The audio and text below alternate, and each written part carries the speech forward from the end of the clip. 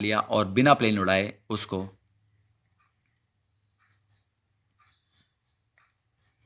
अपने नाम पे कर लिया।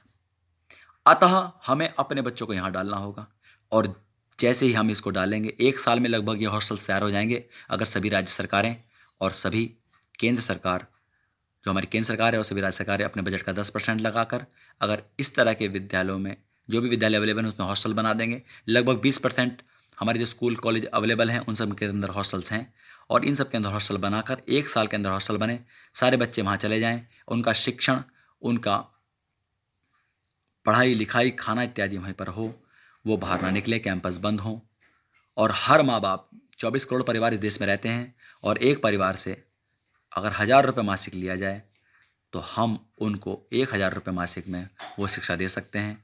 चाहे वो किसी के घर में 20 बच्चे हों, किसी घर में 10 हों, किसी में 5 हों या 4 हों, एक माँ बाप की कितनी भी औलाद हों, उस परिवार से मात्र 1,000 रुपये के सहयोग से ही हम जो शिक्षण इनको दे सकते हैं। और देश से वामपंथ, नक्सल पंथ, देश से हम जो ये संघर्ष हैं, जातीय संघर्ष हैं, देश में जो बेरोजगारी है, देश में जो बेरोजगारी है, देश में जो महंगाई है, देश में जो नशा है जो बच्चों को बिगाड़ रहा है, देश के अंदर जो बलात्कार हैं, देश के अंदर जो व्यभिचार है, देश के अंदर जो नशा है, देश के अंदर जो एक्सीडेंट हैं जो हमारी अधिक जनसंख्या के कारण हो रहे हैं, छात्र मर रहे हैं, बड़े मर रहे हैं, छोटे मर रहे हैं, देश में हमारा पेट्रोल डीजल लग रहा है, देश में हमारे चारों तरफ प्रदूषण हो रहा है, ओजोन लेयर खराब हो रही है, ग्लोबल वार्मिंग आ रही है, इन सब का एकमात्र उपाय है कि हम सब अपने 50 करोड़ बच्चों को यहाँ पर शिक्षण दें, उनको चाय वाले से प्रधानमंत्री बनाएं, उनको एक सामान्य घर के परिवार से अब्दुल कलाम जैसा साइंटिस्ट बनाएं, ऐसी योग्यता, ऐसा अनुकूलन उनको दें।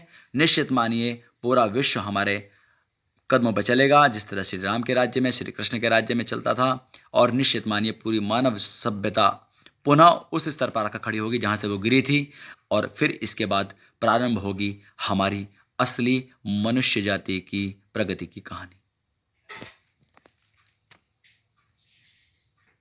फिर असली कहानी स्टार्ट हो। अतः प्रबंध करना है उन्हीं सभी विद्यालयों के अंदर हॉस्टल्स का, 1 साल में हॉस्टल बनाएं। 60 लाख करोड़ का बजट सभी राज्य और केंद्र का है, वो 5 साल की योजना बनाएं, हर साल 10-10% लगा दें, तो 5 साल में, अगर कहते हैं हम 10 साल में लगाएंगे तो 10 साल के अंदर वो हर साल 5-5% लगाएं तो 10 साल के अंदर बन जाएंगे। हम 10 साल के अंदर मुक्त हों, 5 साल में मुक्त हों, 3 साल में मुक्त हों, 2 साल में मुक्त हों, ये सब तो हमारी इच्छा शक्ति पर निर्भर करता है, हमारे उस निम्न परिवार के ऊपर निर्भर करता है, मध्यम परिवार के ऊपर निर्भर करता है, उस उच्च परिवार के ऊपर निर्भर करता है, राज्य सरकार के ऊपर निर्भर करता है, जो हम सबके ही सहयोग से चल रही हैं, हमारी सेना के ऊपर निर्भर करता है, उनके ऊपर निर्भर करता है कि हम अपने बच्चों को क्या सुरक्षा देना चाहते हैं, क्या उन्हें नशे से मुक्त करना चाहते हैं। ये सब सुविधाएं जब मिलेंगी तो हमें लगता है कि हमें ये इस वर्ष में कर देना चाहिए, अगले वर्ष में कर देना चाहिए, 5 में करें, 10 में करें, लेकिन 10 वर्ष से अधिक समय ना लें, क्योंकि वायरस कभी भी आ सकता है, कोई भी उल्कापिंड पृथ्वी से कभी भी टकरा सकता है। मनुष्य जाति को अपना प्रबंध बहुत जल्दी करना होगा, और निश्चित रूप से हमें अति सुरक्षित बनना होगा। क्या होगा कैंपस में? कैंपस में आवास मिलेगा, बच्चों को सकारात्मक संवाद होगा, उपदेश मिलेंगे, कक्षाएं होंगी, पुस्तकालय लाइब्रेरी मिलेगी, वस्त्र होंगे, जीवनोपयोगी जरूरी चीज़ें मिलेंगी, उत्तम भोजन मिलेगा। लड़कियों के कैंपस में लड़कियां और पुरुष के कैंपस में कैंपस होंगे, और कैमरों के द्वारा पूरा नियंत्रण होगा। इस वजह से कोई भी गलत चीज़ उस कैंपस में नहीं पहुंच पाएगी। मोबाइल फ़ोन, टैबलेट या लैपटॉप तो नहीं होंगे, लेकिन हाई क्लास कंप्यूटर उनको मिलेंगे। हाई क्लास कंप्यूटर से वो अपना जो भी ब्रह्मांड की खोज करनी है, अपने सब्जेक्ट जो भी उनका इंटरेस्ट का सब्जेक्ट है उसके अंदर जो भी अध्ययन करना है वो करेंगे, और अवेलेबल जो भी शिक्षा है नेट के द्वारा, अवेलेबल जो शिक्षा है वो पुस्तकों के द्वारा पढ़ेंगे। गलत चीज़ों को ना पढ़ें, ऐसा प्रबंध उनको किया जाएगा सरकारों के द्वारा और एजुकेशन सोसाइटी के द्वारा। जिस तरह चाइना ने यूट्यूब और गूगल को बैन कर रखा है, लेकिन फिर भी वो दूसरे नंबर की अर्थव्यवस्था बना हुआ है विश्व में, हम सब भी अर्थव्यवस्थाओं में सबसे ऊपर पहुंच जाएंगे, लेकिन हमारे बच्चे इन दोषों से बचेंगे, ऐसी उम्मीद है। कैंसर का इलाज होगा। हमारी पृथ्वी आज 2019 में, 20 में हरियाली दिखती है, ये सब दिखता है, हो सकता है 2020 में 20 से लेकर 30 तक क्या स्थिति बने, 50 तक क्या बने। जैसे स्टीफन हॉकिंस ने कहा कि 100 साल तक ही मनुष्य की उम्र है, 100 साल के बाद अपने नाश की तैयारी कर ले, इसके हिसाब से हमें सबको तैयारी करनी होगी।